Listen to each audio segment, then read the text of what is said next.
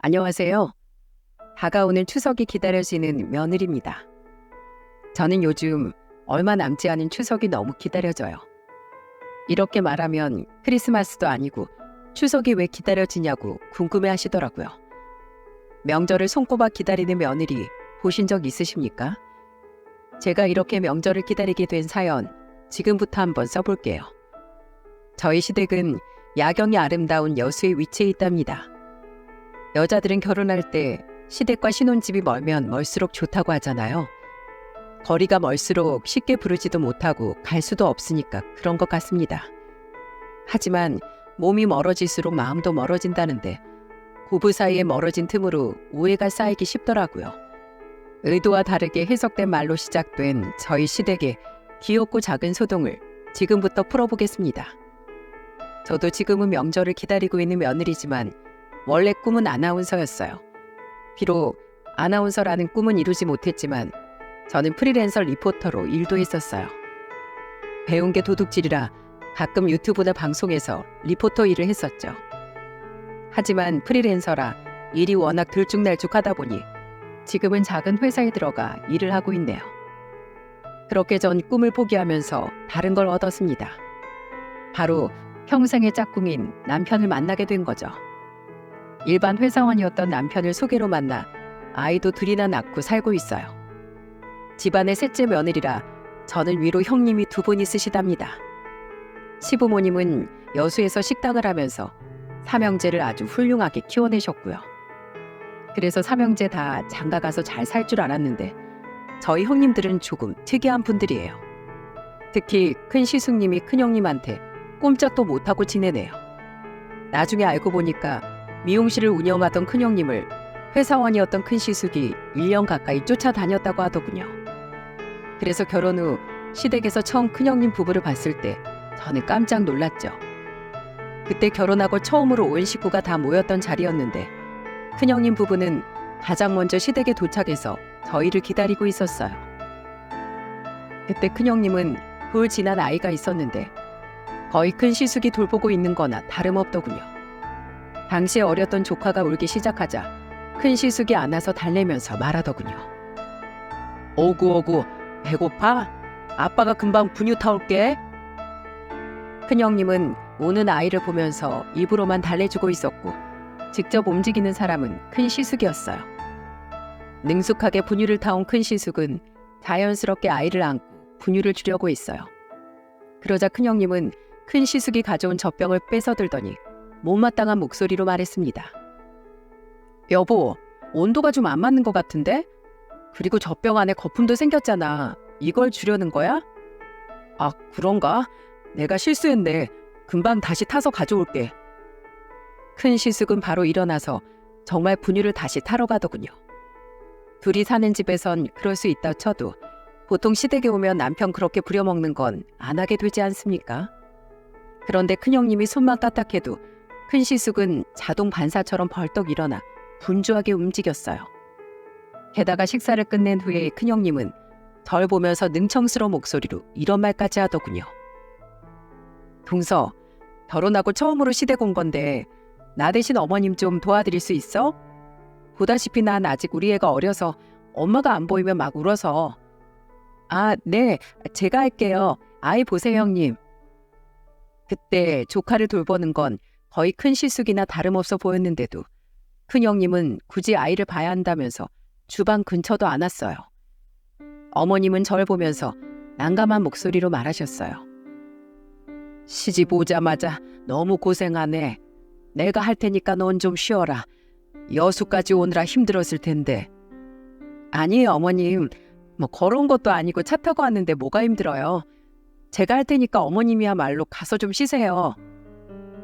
그때는 잘 몰랐는데 두 형님은 주방에 잘 안 들어온다고 하더군요. 그런데 큰형님을 대신해서 가장 바빴던 사람은 큰 시숙이었어요. 저는 그 모습을 보고 정말 기가 막혔죠. 큰형님은 정말 시댁에서도 손 하나 까딱 안 하던 사람이었으니까요. 심지어 물 한 잔을 마셔도 꼭 큰 시숙이 떠다 주고 아주 시댁에서도 정말 공주님이 따로 없었습니다. 누가 보면 큰형님이 친정에 온 거라고 생각했을지도 몰라요. 그래도 둘째 형님은 좀 다르겠지 싶었는데 좀 이상하게 다르더라고요. 둘째 형님과 둘째 시숙은 공무원 부부였어요. 그런데 둘째 형님은 주방으로 와서 같이 일하긴 했지만 약간 성격이 특이하다고 느꼈죠. 아무래도 많은 가족이 모이다 보니 그릇이 좀 많았는데 둘째 형님은 설거지하다가 멈추더니 신이 난 목소리로 어머님을 보면서 말했어요. 어머님, 나머지 그릇은 기름기도 많고 밥풀 같은 것도 굳어서 붙어있는데 나중에 닦을게요. 뭐? 아니 하는 김에 다 하지 뭐하러 일을 2번 하려고 그래? 에이, 뜨거운 물에 푹 담가놓고 이따가 닦으면 잘 닦여요. 이따가 할게요. 지금 나가면 야경이 이쁜 시간인데 주방에서 이렇게 시간 보낼 수 없잖아요. 넌 시댁에 온 거니 여기 동네 구경하러 온 거니? 겸사겸사 온 거죠. 서울에서 여수까지 왔는데 집에만 있다 가면 억울하잖아요. 그리고 어머님, 진짜 저 믿어보세요. 제가 말한 대로 하면 설거지가 훨씬 쉽다니까요. 둘째 형님은 주방에서 설거지를 하다 말고 정말로 나가버렸어요. 무슨 목욕탕에서 사람이 때미는 것도 아닌데 그릇을 몇 시간이나 그냥 담가두는 게 말이 됩니까? 심지어 그렇게 닦기 어려운 것도 아니었어요. 어머님은 둘째 형님이 나가자마자 한숨을 쉬면서 설거지를 하려고 하시는 겁니다. 그래서 전 어머님을 말리면서 제가 하겠다고 나섰어요. 그러자 어머님은 저를 보면서 한탄을 하듯 말하시더군요. 아유, 내가 진짜 며느리 본 건지 딸들을 보는 건지 모르겠네. 둘째는 꼭 저렇게 고집이 있어서 자기 말만 우기더라니까. 성격이 좀 싹싹하긴 한데 가끔 저렇게 고집을 부릴 때가 있어. 다 편하게 일하는 방법 알려주시려고 그러시는 걸 거예요. 그래, 맞아. 사람은 착해. 근데 저렇게 고집이 있어서 그렇지. 근데 쟨 시댁만 오면 며느리인지 관광객인지 모르겠다. 그래도 너라도 있어서 난 참 든든해. 고맙고 미안하다. 어머님은 그때 저를 보면서 살갑게 다가와줘서 고맙다는 말씀까지 하셨어요. 솔직히 결혼하고 처음 형님들을 보는 거라 괜히 긴장했었거든요. 아무래도 같은 며느리다 보니까 신경 쓰였는데 저는 그때 시댁에서 어머님과 제일 많은 이야기를 했답니다. 왜 그랬는 줄 아십니까? 정말 큰형님은 다음날 아침에 늦잠까지 자서 얼굴 한번 보기 힘들었어요. 대신 큰 시숙이 먼저 일어나서 큰형님을 대신해서 분주하게 움직이고 있었죠. 그래도 어머님은 그걸로 화를 내거나 다그치는 분은 아니셨어요. 못마땅하게 생각은 했지만 괜히 며느리를 잡으려고 하지 않고 대신 큰 시숙을 보면서 답답하다는 듯 말씀하시더군요. 넌 서울 가서도 애만 봐? 네? 아니요. 집에서 와이프가 더 많이 봐요. 밖에 나오면 남자가 더 나서서 하는 게 보기 좋지 않아요? 다정은 얼어 죽을 다정. 어제부터 오늘까지 너 혼자 발 동동 구르는 거 보는 네 엄마 생각은 안 해? 에이, 엄마 손자잖아요. 다 같은 아들이라고 생각하세요. 아이고, 속 터져. 그래, 아주 대단한 부성애를 가졌다. 우리 장남이 엄마 속 터지는 줄은 모르고 지 마누라 불편한 건 없나 눈치만 보고 살 줄 누가 알았어? 며느린 해가 중천에 떠도 일어날 줄을 모르네. 큰형님은 정말로 시댁에 와서도 내 집처럼 아주 꿀잠을 자더군요. 괜히 잔뜩 긴장하고 온 제가 다 민망할 정도였습니다. 둘째 형님은 어땠는 줄 아십니까? 아침을 먹자마자 거실에서 휴대폰만 붙들고 있는 거예요. 알고 보니까 어제 나가서 사진을 찍었는지 사진을 구경하고 있더라고요. 그러면서 둘째 시숙한테 타박하듯이 이런 소리까지 했답니다. 여보, 대체 사진을 왜 이렇게 찍어? 수평을 맞춰서 잘 찍어줬어야지. 어? 내가 그렇게 찍었다고? 발로 찍어도 이거보단 잘 찍겠다. 얼른 나가자. 날씨 좋으니까 몇 장 더 찍어야지. 그래, 내가 이번엔 정말 제대로 찍어줄게. 둘째 형님은 사진이 마음에 안 들었는지 둘째 시숙을 다그치다 사진을 찍고 오겠다면서 밖으로 나갔어요. 이 상황이 상상이 가십니까? 큰 며느린 자고 있고 둘째 며느린 관광객처럼 온 동네를 누비면서 사진을 찍으러 다니고 있는 겁니다. 결혼한 지 얼마 안 됐을 때 이 광경을 보고 저는 얼마나 놀랐는 줄 모릅니다. 제가 이 정도인데 그걸 지켜보는 어머님은 어떠셨겠습니까? 신이 나서 뛰쳐나가는 둘째 형님을 보면서 한숨을 쉬시더군요. 그래서 저는 어머님께 힘찬 목소리로 말했어요. 어머님, 아침 너무 맛있게 잘 먹었어요. 뒷정리는 제가 할 테니까 아버님이랑 산책이라도 하고 오세요. 너 혼자 치운다고? 에휴, 됐어. 둘이 하면 금방 끝날 텐데 뭘. 안 그래도 어제부터 너만 부려먹는 것 같아서 나도 괜히 마음이 불편해. 왜요? 저도 다 밥값하는 거예요. 여수 몇 번 놀러 온 적이 있었는데 이렇게 밥맛이 꿀맛인 건 오늘이 처음인 것 같아요. 너무 배불러서 가만히 있을 수가 없네요. 제가 할 테니까 좀 쉬세요. 아침부터 일찍 일어나셨잖아요. 그래도 내가 셋째 며느리 덕에 아주 호사를 누리네. 저는 별거 한 것도 없는데 어머님은 저만 보면 호사를 누린다면서 좋아하셨어요. 이런 걸 반사판 효과라고 한다고 하던데 맞나요? 그동안 큰형님도 둘째 형님도 늘 시댁에만 오면 이런 식이었다는 걸 저는 나중에 알게 됐어요. 처음 시집와서 시댁에 왔을 땐 낯설기만 했지만 시간이 흐를수록 저도 서서히 적응할 만큼 두 형님은 정말 한결같았습니다. 특히 명절에는 정말 어머님과 저만 바빴어요. 며느리들이 시댁에 왔으면 음식 준비라도 도울 법한데 정말 한 번도 다 같이 주방에 있었던 적이 없었네요. 아무래도 시댁이 여수다 보니까 저는 남편과 회사에 휴가를 내고 조금 일찍 내려왔었죠. 그래서 시부모님 식당에서 남편과 둘이 식당 일을 돕기도 했어요. 그런데 저랑 비슷하게 도착한 둘째 형님은 그때도 관광객 모드였답니다. 제가 남편과 시부모님의 식당으로 가려고 하자 둘째 형님은 저를 보면서 기쁜 목소리로 말하더군요. 동서, 정말 잘 왔다. 안 그래도 어머님 아버님 식당에서 일하는데 나가서 여기저기 보러 다니기 영 마음 쓰였거든. 동서랑 서방님이 식당 가서 잘 말 좀 해줘. 여수 온 김에 남편이랑 데이트 좀 하고 올게. 대신 이따가 음식 준비는 나도 많이 할 테니까 너무 억울해 말고. 저는 이렇게 해맑게 부탁하는 사람 태어나서 처음 봤습니다. 오랜만에 본 둘째 형님이랑 오자마자 싸울 수도 없고 워낙 저는 성격이 좋은 게 좋은 거다 생각한 편이었어요. 그래서 둘째 형님이 이따 명절 음식 준비는 많이 돕겠다고 하니까 그 말을 철석같이 믿었죠. 그날 시부모님 식당은 고향에 내려온 타지 손님들로 가득했어요. 정신없이 일을 하다가 겨우 손님들이 빠져나갔을 때 어머님은 저를 보면서 미안한 목소리로 말했습니다. 우리 막내 며느리 오자마자 고생해서 어떡해. 얼른 가서 좀 쉬어.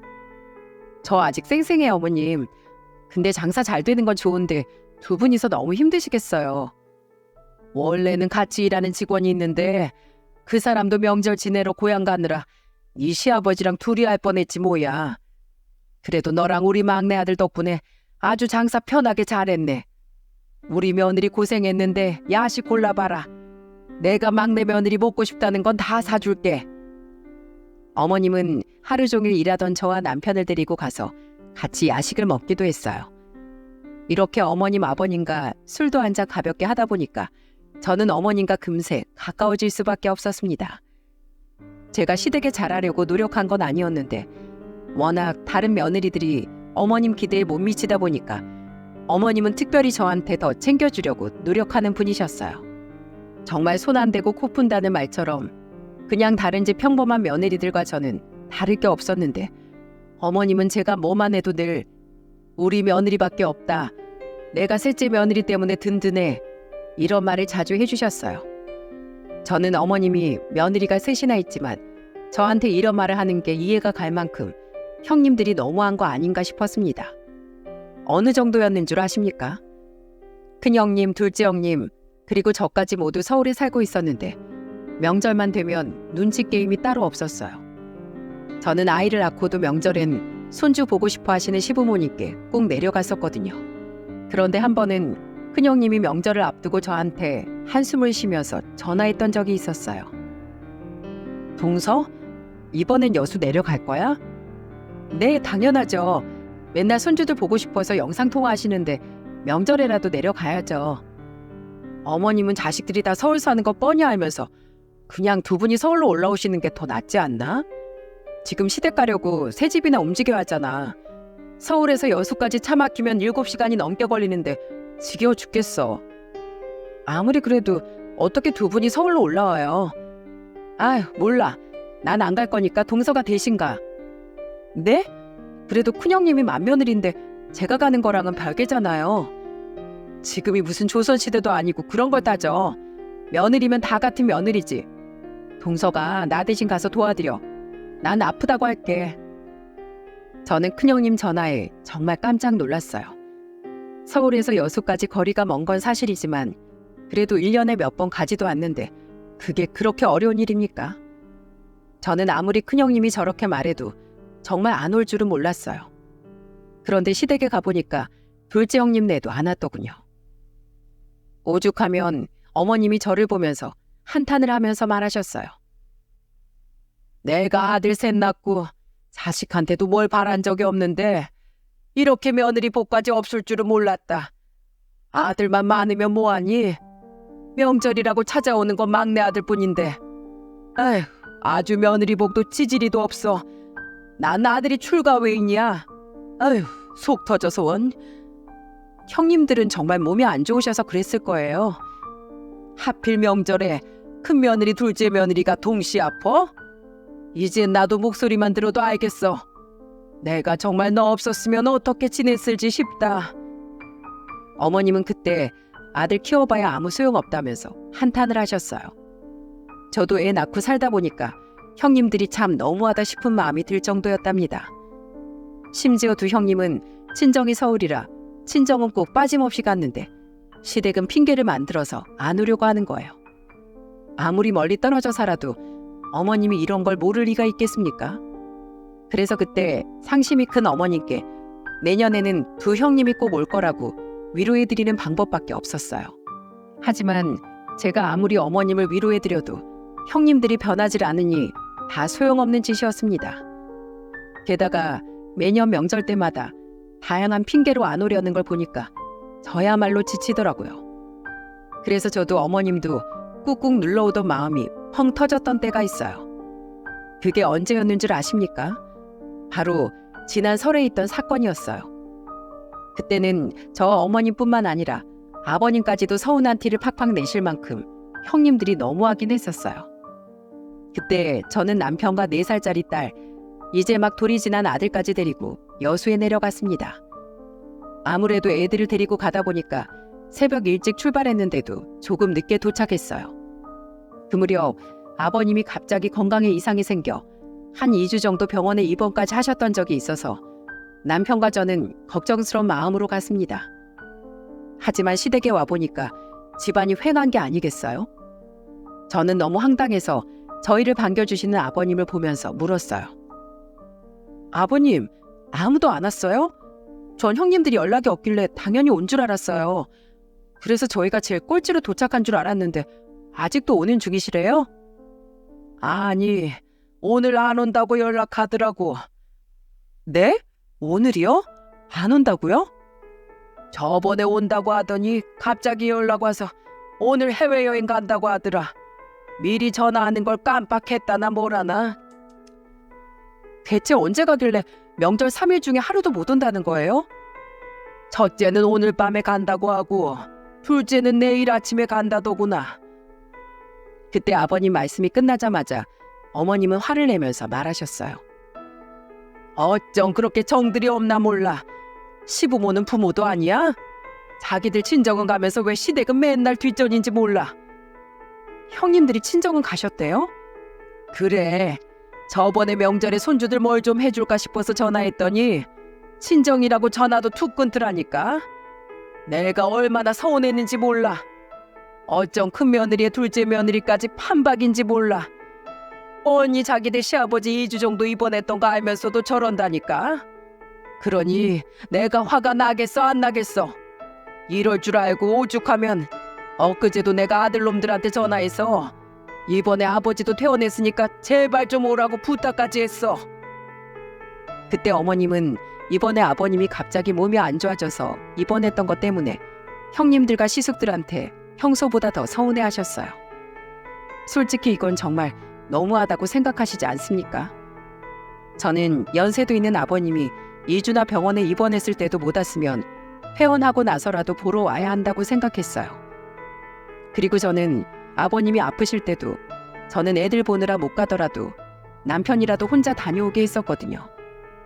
그런데 아버님이 아프다는데도 정말 아무도 안 왔던 겁니다.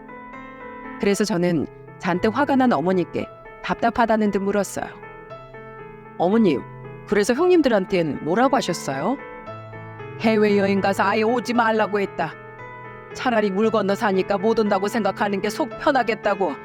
여수바다 근처도 오지 말라고 했어. 작년 설 추석도 안 왔으면 이번 설엔 인간적으로 와야 되는 거 아니냐? 그렇죠. 대체 다들 무슨 생각인지 모르겠네요. 저도 시집와서 다 같이 모여본 게 언제인지 모르겠어요.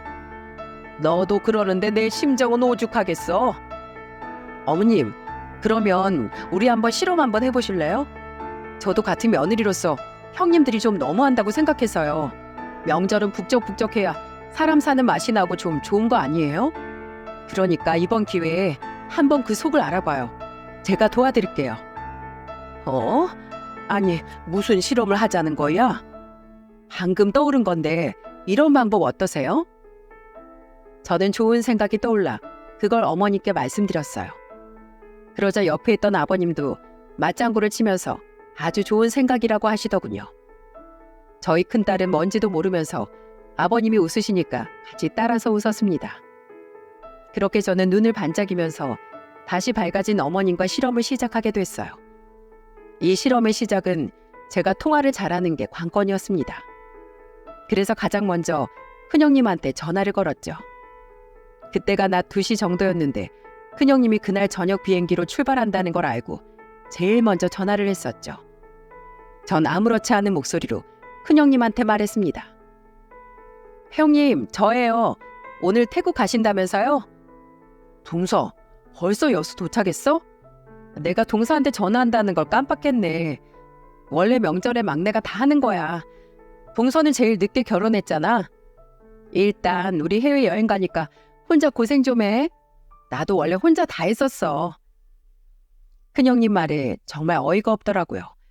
어머님은 큰형님이 처음 시집 왔을 때도 아무것도 안 했다면서 말했던 적이 있었거든요. 그래서 저는 그런 큰형님한테 뻔뻔하게 말했습니다. 그래도 아버님 퇴원했는데 보고 가셔야죠. 입원했을 때도 안 오셨다면서요. 다음에 가면 되지. 꼭 명절 때 가야 된다는 법이 있어? 다른 사람들도 명절에다 해외여행 가고 잘만 살아. 다른 날 모이면 되지. 그게 아니라 어머님이 하신 말씀이 있어서 전화드렸어요. 이거 정말 말해주기 싫은데 큰형님한테만 제가 살짝 말씀드리는 거예요. 뭔데 그래? 뭐 중요한 말이야? 그럼요. 아니, 아까 같이 밥 먹는데 저한테 이번 설에는 자식들한테 재산 좀 나눠주려고 다 불렀다는 거예요. 근데 지금 여수에 저만 왔으니까 큰형님이랑 둘째 형님은 시부모님 재산에 욕심이 없는 것 같다면서 저한테 재산을 나눠준다고 하시는 거예요. 뭐? 진짜? 지금까지 그런 말 없으셨잖아. 저도 잘 모르겠어요. 이번에 아버님 좀 편찮으시기도 했고 횟집 운영하는 게 좀 힘드신가 봐요. 형님도 아시다시피 어머님 아버님 재산 상당하잖아요. 그래서 하나씩 정리하시려나 봐요. 그걸 왜 지금 말해? 우리는 어쩌라고? 저도 이제 들었어요. 그리고 형님 벌써 해외여행 갈 준비 다 했을 텐데 가셔야죠. 그거 날리면 아깝잖아요. 지금 그게 문제야? 동서, 진짜 어머님께서 그렇게 말했단 말이지? 그럴 땐 큰며느리가 가야지. 버스표 예매하고 바로 갈게. 둘째 동서한테 절대 말하지 마. 나 동서 진짜 좋아하는 거 알지? 그럼요 형님. 저도 형님밖에 없어요.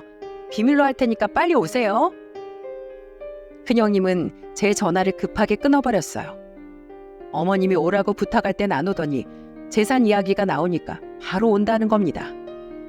진짜 사람 속이 이렇게 훤히 들여다 보여도 되는 겁니까? 큰형님의 반응을 보니까 둘째 형님이 어떻게 나올지 궁금했어요. 큰형님은 비밀로 하라고 했지만 제 계획은 여수까지 둘째 형님도 오게 하는 것이 목표였어요. 그래서 저는 바로 둘째 형님한테 전화를 걸었어요. 그런데 둘째 형님은 방금 일어난 목소리로 전화를 받더군요. 형님, 설마 지금 일어나셨어요? 어? 아, 내가 몸이 좀 안 좋아서. 근데 내일 뭐 해외여행 간다고 하시던데요. 그 몸을 어떻게 가시려고요? 아, 그러니까 미리 예약해둔 거라서 안 갈 수도 없고 나도 미치겠다 정말. 이번 여행도 애들이 가고 싶다고 노래를 불러서 가는 거야. 아, 그러셨구나. 근데 형님, 갈 때 가더라도 어머님이 이번 설에 왜 꼭 오라고 했는지 알고 가시는 게 좋지 않겠어요? 이번에 다 모이기로 했잖아요. 어머님 연락 받으셨다면서요. 지금 저희 식구만 와서 완전 화 많이 나셨어요. 아, 전화 받긴 했는데 서울에서 여수까지 얼마나 걸리는데 매번 가. 또 잔소리 하셨겠지 뭐. 그게 아니었다니까요. 이번에 자식들 모이라고 한 거 어머님이 글쎄 재산 나눠주려고 그러신 거래요. 뭐야? 우리한테 그런 얘기 없었는데 확실해? 둘째 형님도 제 말에 큰형님이랑 똑같은 말을 하더니 당황한 것 같았어요. 그래서 저는 또 한 번 회심의 일격을 날리면서 말했습니다. 근데 형님은 몸도 안 좋으시고 내일 또 해외여행 가시니까 어머님 재산 나눠받기 좀 힘드실 것 같은데요. 온 사람만 나눠주신대요. 그게 무슨 소리야? 어머님 재산이 상당할 텐데 아들이 셋이나 되는데 설마 동선에만 챙겨주겠어? 근데 어머님이 먼 길 와준 저한테만 해주시려고 하던데요. 형님들은 아무 필요 없다고 하면서 저한테 그러셨어요. 하여튼 전 큰형님한텐 연락 안 드렸어요. 그나마 형님이랑 저랑 나이 차이도 얼마 안 나고 그래도 가깝게 지냈으니까 이런 전화도 해준 거예요. 정말이야? 나도 그래 동서, 나도. 우리 동서를 내가 제일 좋아했어. 솔직히 큰형이 꼰대 같잖아. 돈만 밝히고. 동서 알았어. 나 이제 싹 다 괜찮아졌으니까 지금 출발할게. 네? 방금까지 다 죽어가는 목소리였는데 벌써 괜찮아지셨어요? 아까 약을 먹었더니 금방 나아지네. 역시 우리나라 요즘에 의료기술이 너무 좋아. 그러니까 큰형님한테 비밀이야. 나 금방 갈게. 둘째 형님은 갑자기 괜찮아졌다면서 여수로 오겠다고 하더군요. 여러분, 이거에 대해서 어떻게 생각하시나요? 방법이야 어찌됐든 전화해보니까 둘 다 여수에 올 수 있는 상황이면서도 안 오려고 했던 거예요. 그냥 여수까지 오기 귀찮으니까 같은 서울에 있는 친정만 갔다가 해외여행을 가려고 했던 겁니다. 이런 어이없는 상황을 전부 같이 듣고 있던 어머님은 화가 난 목소리로 말하셨어요. 이것들이 감히 지들 친정은 우리 아들 다 데리고 가면서 여수는 안 와? 내가 봤을 때 이것들은 시아버지랑 내가 죽는다고 해도 눈 하나 깜짝 안 할 사람들이야. 이번에 아주 버릇을 제대로 고쳐놔야겠어. 막내야, 고맙다, 고마워. 아니에요. 이번 기회에 어머님도 그동안 쌓였던 거 확실히 풀고 가세요. 어머님은 신이 난 목소리로 아주 칼을 갈고 계셨습니다. 그날 설이라 차가 좀 막혀서 형님들은 밤늦게 자정이 돼서 여수에 도착했어요. 어머님은 아무것도 몰랐던 목소리로 말하셨습니다. 아니, 너희들 해외여행 간다면서? 여기 웬일이야? 애들이 갑자기 여수 가자고 하기도 했고 생각해보니까 아버님도 몸이 안 좋으시잖아요. 그래서 왔어요. 큰형님은 뻔뻔한 목소리로 말하더군요. 그러자 옆에 있던 둘째 형님도 질 수 없다는 듯 목소리를 높이면서 말했습니다. 저도 아버님이 너무 걱정되니까 발이 안 떨어지더라고요.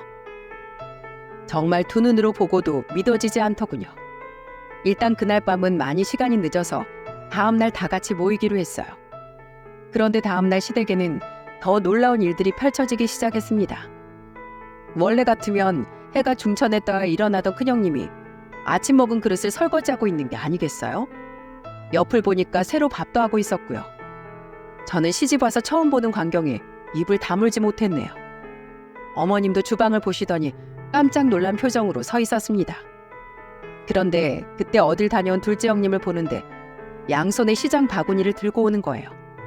둘째 형님은 어머님을 보면서 들뜬 목소리로 말했습니다. 어머님, 일어나셨어요? 집에 아무것도 없길래 제가 남편이랑 나가서 일찍 시장 다 봐왔어요. 이따가 막내랑 나가서 장 보려고 했는데 벌써 갔다 온 거야? 어제도 늦게까지 장사하셨다면서요. 그래서 힘드실까봐 제가 얼른 다녀왔어요. 저 잘했죠? 그래, 잘했네. 네가 무슨 일로 사진 찍으러 안 나가고 시장까지 갔어? 네? 어머님 힘드실까봐 갔죠. 제가 어머님을 얼마나 생각하는데요. 둘째 형님이 어머님한테 아부를 떨면서 말하자 설거지하던 큰형님은 고무장갑을 낀 채 어머님을 다급하게 부르더군요. 어머님, 큰며느리도 설거지하고 있어요.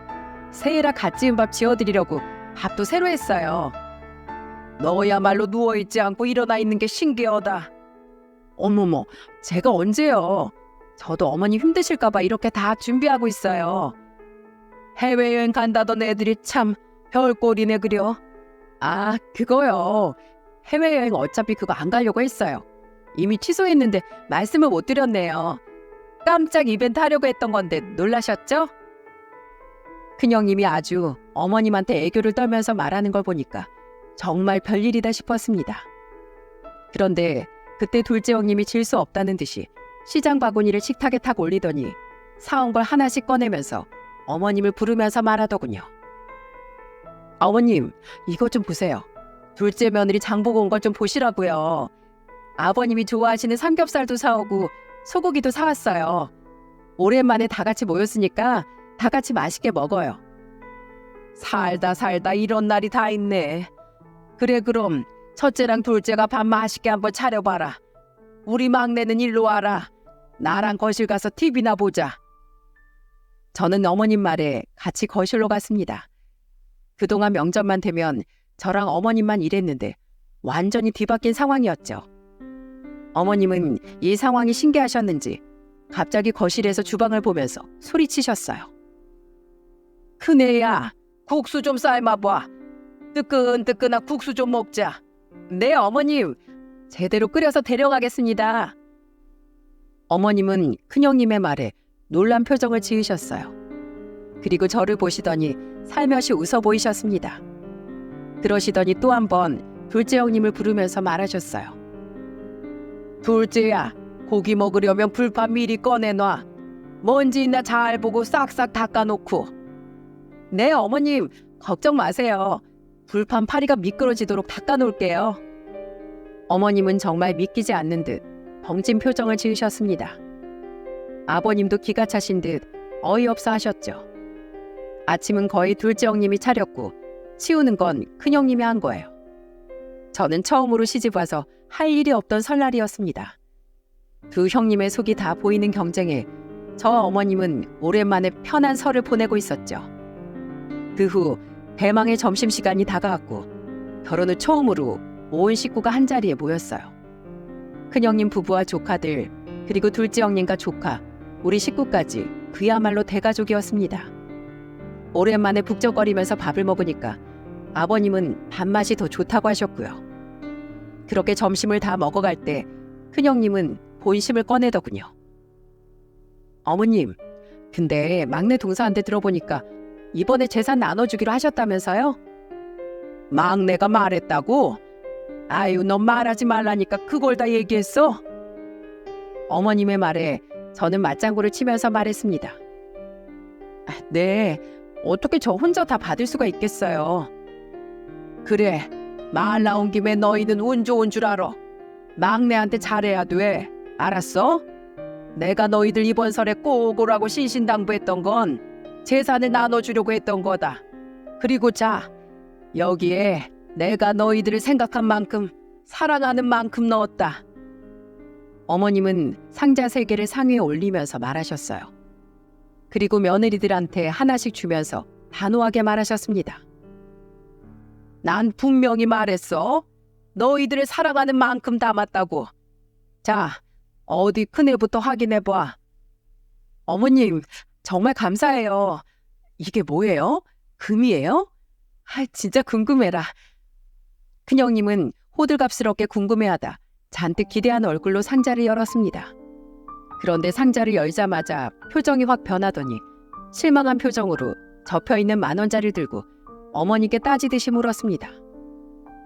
어머님, 이게 뭐예요? 저 10,000원 주신 거예요? 어머님 재산이 얼만데 10,000원을 주세요. 내가 말했지. 내가 사랑하는 만큼 주겠다고. 넌 딱 10,000원짜리야. 큰형님이 10,000원을 들고 한탄하니까 옆에 있던 둘째 형님이 그런 큰형님을 다그치면서 말했습니다.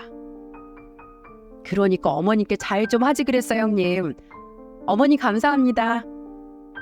둘째 형님은 어머니께 받은 상자를 조심스럽게 열었어요. 그런데 둘째 형님도 표정이 싹 바뀌더니 실망한 목소리로 말하더군요. 어머님, 전 왜 50,000원이에요? 내가 널 생각하는 마음이 딱 50,000원짜리야. 그러자 큰형님은 억울하다는 듯 따지듯 어머니께 물었습니다. 어머님, 그래도 둘째 동서보단 더 잘했는데 왜 저는 10,000원이고 동서는 50,000원인데요? 그건 내가 판단해. 자, 이건 셋째 거. 저는 어머님의 말에 깜짝 놀랐어요. 저까지 뭘 준다는 건 미리 얘기된 사항이 아니었거든요. 두 형님 보면서 킥킥거리면서 웃음을 참다가 깜짝 놀랐죠. 그렇게 어머니께 건네받은 상자에는 뭐가 있었는지 예상이 가시나요? 그 상자에는 50,000원짜리로 무려 10,000,000원이 들어있었어요. 그걸 보자 형님들은 노발대발하면서 따졌어요. 어머님, 그래도 저희가 이 집 며느리로 더 오래 살았는데 어떻게 이럴 수가 있으세요? 저희 둘 다 해외여행 포기하고 온 건데 이게 뭐예요? 저는 벙찐 표정으로 있었는데 형님들은 화를 내면서 난리도 아니었습니다. 그걸 본 시숙들도 당황해 눈치만 살폈습니다. 그때 아버님은 호통을 치면서 말하셨어요. 너희 둘이 며느리로서 한 게 뭐가 있어? 그동안 셋째 반만큼 안 했어도 우리가 이렇게 했겠어? 양심에 손을 얹고 생각해봐라. 아버님이 화를 내면서 말하자 어머님도 옆에서 거들면서 말하셨습니다. 그래, 내가 그동안 막내 혼자 고생한 거 생각하면 돈으로 감히 값어치를 따질 수도 없어. 근데 당장 돈으로 점수를 내려보니까 1,000,000원짜리 1등 며느리감이나 다름없어. 큰애 넌 아주 꼴찌야, 꼴찌. 그러자 큰형님은 억울한 듯 어머님을 보면서 언성을 높이며 말하더군요. 어머님, 저희가 잘한 건 없지만 저는 전 재산을 나눠준다는 말 듣고 해외여행 다 취소하고 온 거예요. 그게 얼마짜린 줄 아세요? 너 말 똑바로 해. 내가 언제 내 전 재산 준다고 그랬니? 내 재산 나눠준다고 그랬지. 이것도 내 재산 중에 일부야. 그래 안 그래? 네?